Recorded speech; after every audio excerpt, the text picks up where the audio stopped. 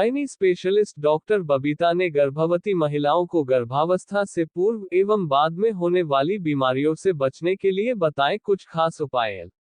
आज दिनांक 7 जुलाई 2030 को गोमती नगर स्थित Sinha mother and child care centre, मातृत्व की owner MBBS MD gynae specialist doctor Babita Sinha, जिन्हें आगामी 1 जुलाई को संपन्न हुए इंडियन मेडिकल एसोसिएशन के सम्मान समारोह में विशिष्ट डॉक्टर के तौर पर सम्मानित भी किया गया, से हमारे वीडियो जर्नलिस्ट कमलेश्वर ग्वाड़ी ने एक खास मुलाकात की और माताओं बहनों के स्वास्थ्य के संबंध में वार्ता की।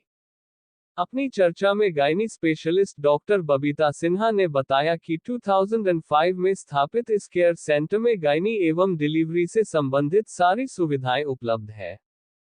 दूरदराज से इलाज के लिए आने वाली माताओं बहनों को पूरी टेंडर लविंग केयर सुविधाएं हमारे यहां उपलब्ध कराई जाती है। उन्होंने बताया कि सेंटर ने कई बार गरीब एवं आर्थिक रूप से अक्षम परिवार की माता बहनों का इलाज बहुत कम पैसे में किया है और कई जटिल केसों में सफलता भी प्राप्त की है। सेंटर की हमेशा यही कोशिश रही है कि सबको सही इलाज मिले और मरीज यहां से खुश होकर और सबको आशीर्वाद देकर जाए। डॉक्टर बबीता ने अपनी खास चर्चा में महिलाओं में हाई रिस्क से बचने के उपाय, डिलीवरी के दौरान एवं बाद में डॉक्टर से रेगुलर चेकअप, साथ ही गर्भावस्था के दौरान एवं उसके उपरांत होने वाली बीमारियों एवं उनके निदान के विषय में महत्वपूर्ण जानकारियां दी।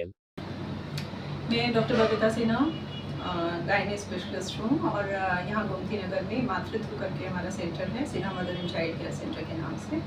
और यहाँ पर हमारे गायनी की सारी सुविधाएं उपलब्ध हैं। गायनी की और डिलीवरी से संबंधित जितनी भी सुविधाएं हैं वो सब यहाँ पर हैं। मैम, आपका ये mother and child care centre, इसकी स्थापना कब हुई और क्या क्या अचीवमेंट्स रहे हैं, थोड़ा इसके बारे में हमको विस्तार से बताइए। देखिए, स्थापना की बात करें तो 2005 से मेरा हॉस्पिटल चल रहा है यहाँ पर। ठीक है, इट्स बीन ऑलमोस्ट 18 ईयर्स। तो अभी तक के तो खैर अचीवमेंट्स तो क्या गिनाऊँ मैं आपको, लेकिन हाँ ये है कि जो भी पेशेंट्स आते हैं वो अपना बहुत आशीर्वाद दे करके जाते हैं, बहुत खुश होकर के जाते हैं। और मतलब कई तो ऐसी फैमिलीज़ हैं कि जो दूर दूर से फिर वहाँ पर अपने जो डिस्टेंट पेरिफ्री वाले एरियाज़ हैं, विलेजेस हैं, वहाँ से अपने रिलेटिव्स को बुला करके भेजते हैं कि आप वहाँ पर जाइए और वहाँ पे आपको बहुत अच्छी केयर मिलेगी। टेंडर लविंग केयर जो एक होती है, जो कि हर मरीज़ की ज़रूरत होती है, वो हमारे यहाँ दी जाती है। विद इन आवर रिसोर्सेज हम अपनी पूरी कोशिश करते हैं कि हमारे मरीज़ को पूरा लाभ हो, इलाज का पूरा फ़ायदा हो और वो खुश होकर के यहाँ से जाए। किस तरीके के पेशेंट मैम सबसे ज़्यादा आपको फेस करने पड़ते हैं, किस एक डिजीज़ के, या कौन सी एक खास प्रॉब्लम होती है जिसके लिए जिस तरीके के पेशेंट सबसे ज़्यादा आपको तादाद में मिलते हैं? देखिए, हमारा जो प्रैक्टिस होती है वो दो उसमें डिवाइडेड रहती है। एक तो ऑप्स के पेशेंट्स होते हैं जो प्रेगनेंसी और डिलीवरी से रिलेटेड होते हैं। ठीक है, एक तो ग्रुप वो होता है, तो उसमें थोड़ा सा स्पेशलाइजेशन हाई रिस्क प्रेगनेंसी एक कैटेगरी होती है, उसके बहुत पेशेंट्स आते हैं हमारे पास, क्योंकि जैसे अबॉर्शंस हो चुके हैं कई सारे और प्रेगनेंसी में और कॉम्प्लिकेशंस हो रही हैं, पानी अंदर कम हो गया बच्चे के चारों तरफ, या बच्चे को कोई प्रॉब्लम है, ग्रोथ कम है। इस टाइप के जो हाई रिस्क पेशेंट्स होते हैं वो काफ़ी आते हैं और उनकी केयर करके बहुत अच्छा भी लगता है, क्योंकि उनको एक शुरुआत से लेकर के और 9 मंथ्स कंप्लीट करके केयर उनकी, और उसके बाद उनको लास्ट डेट तक पहुँचाना वो भी एक चैलेंज होता है। तो मैम, जैसे भी आपने बात की कि हाई रिस्क के जो पेशेंट आपके पास आते हैं, क्या वजहें होती हैं कि इस स्टेज तक पहुंच पाते हैं, और इसके अलावा क्या खास हमें ध्यान उन माताओं को या गर्ल्स को रखना चाहिए ताकि ये स्थितियां ना आ सके? थोड़ा प्लीज़ इसके बारे में। देखिए, हाई रिस्क में जो होते हैं कुछ कारण तो ऐसे होते हैं जो कि आपकी टेंडेंसी अगर है तो आप में वो होंगे, जैसे आपकी फैमिली हिस्ट्री है किसी चीज़ की, डायबिटीज़ की, हाइपरटेंशन की, या कुछ और रिलेटेड चीज़ें होती हैं। तो अगर आपकी फैमिली में वो रन कर रही हैं तब तो आप में होने के चांसेस नहीं हैं। लेकिन बहुत सी कंडीशंस ऐसी होती हैं जो कि फेमिलियल नहीं होती हैं, बट तब भी मरीज़ की लापरवाही की वजह से, कि जैसे शुरू से जब कंसीव करने के तुरंत बाद जैसे एंटीनेटल केयर लेनी चाहिए, विजिट्स करनी चाहिए डॉक्टर को, तो वो अपना मरीज़ अपना घर बैठे रहता है कि कोई प्रॉब्लम हमें नहीं है तो क्या ज़रूरत है डॉक्टर को दिखाने की। ना उन्हें कोई गाइड करने वाला होता है, ना उन्हें कोई बताने वाला होता है।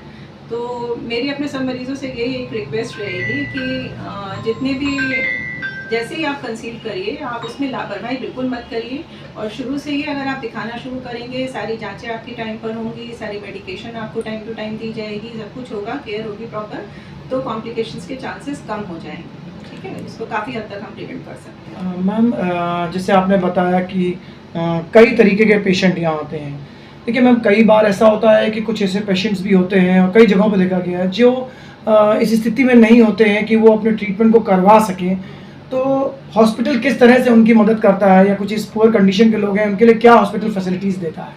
हाँ, देखिए इस तरह के पेशेंट्स तो बहुत आते हैं, मतलब आप मान के चलिए कि 20-30% पेशेंट जो हैं वो इसी तरह के होते हैं, जो कि बहुत बुरी हालत में आते हैं, ना इलाज के पैसे हैं, ना जांचों के पैसे हैं, और सब जगह से जवाब मिल चुका है। तो ऐसे पेशेंट्स की हमारी पूरी कोशिश यही रहती है कि ऑन ह्यूमैनिटेरियन ग्राउंड्स की उनकी जितनी भी मदद कर सकते हैं वो करते हैं। केयर देने, मतलब मेडिकल केयर देने के अलावा बाकी जो उनकी हेल्प है कि वो इधर उधर भटके ना, कम से कम खर्चे में उनका काम हो जाए, सारी जांचें हो जाएं, सारा इलाज हो जाए। और जो हमारे पास मेडिसिन रहती हैं सैंपल की, कभी कभी अक्सर ही मरीज़ों को वो मेडिसिन हम प्रोवाइड कर देते हैं। और पैथोलॉजी की जो टेस्ट होते हैं उसके लिए भी हम कंसेशन करके भेज देते हैं, तो उनके कंसेशनल रेट्स पर हो जाते हैं। तो ये सब मदद करते हैं। बाकी जो अगर पेशेंट इंडोर है, एडमिट हो रहा है डिलीवरी कराने के लिए या ऑपरेशन कराने के लिए, उसमें भी जो मैक्सिमम पॉसिबल कंसेशन होता है वो हम करते हैं। क्या डॉक्टर साहब, कभी कुछ ऐसी स्थिति भी आती है कि पेशेंट को घर पे जा करके देखने की स्थितियाँ आती है, तो उसमें क्या कभी हॉस्पिटल इन सब चीज़ों के लिए सोच सकता है थोड़ा सा?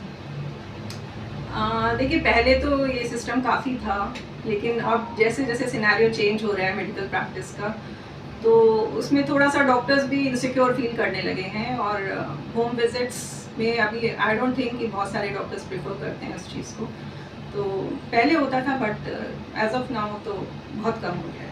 आखिरी सवाल आपसे डॉक्टर साहब, हमारे चैनल के माध्यम से आप माताओं को या शादी से पूर्व या गर्भधारण करने से पूर्व कुछ खास सलाह देना चाहें ताकि वो इन चीज़ों के बच सकें और थोड़ा सा अपने आप को सिक्योर रख सकें, खान पान और उनकी प्रिकॉशन से संबंधित? देखिए जो जड़ होती है वो आपकी किशोरावस्था से ही शुरू हो जाती है, अगर बचपन से शुरू हो जाती है। तो हर फैमिली में मदर पेरेंट्स का ये एक ड्यूटी, एक कर्तव्य बनता है कि वो अपने बच्चों को, मतलब हम इस समय लड़कियों की बातें कर रहे हैं, तो उनको जो है अच्छे से अच्छा न्यूट्रिशन दें, खान पान का ध्यान रखें, फिजिकली एक्टिव रहें, वो लोग प्रॉपर केयर उनको मिले, उनको अच्छी अपब्रिंगिंग दें, अपनी हेल्थ के लिए कॉन्शियस बनाएं, उनको हर चीज़ का ध्यान रखें, समय पे वैक्सीनेशन हो, ठीक है।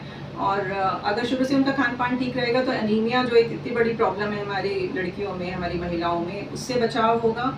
और बाकी ये है कि जागरूक रखने की ज़रूरत है कि हाँ, आपको ज़रा सी भी कोई प्रॉब्लम हो तो आप झिझकिए नहीं, जा करके डॉक्टर को कंसल्ट करिए, शुरू से ही अपना इलाज कराइए और वो नौबत मत आने दीजिए कि कॉम्प्लिकेशंस हो। बहुत बहुत शुक्रिया, धन्यवाद आपसे।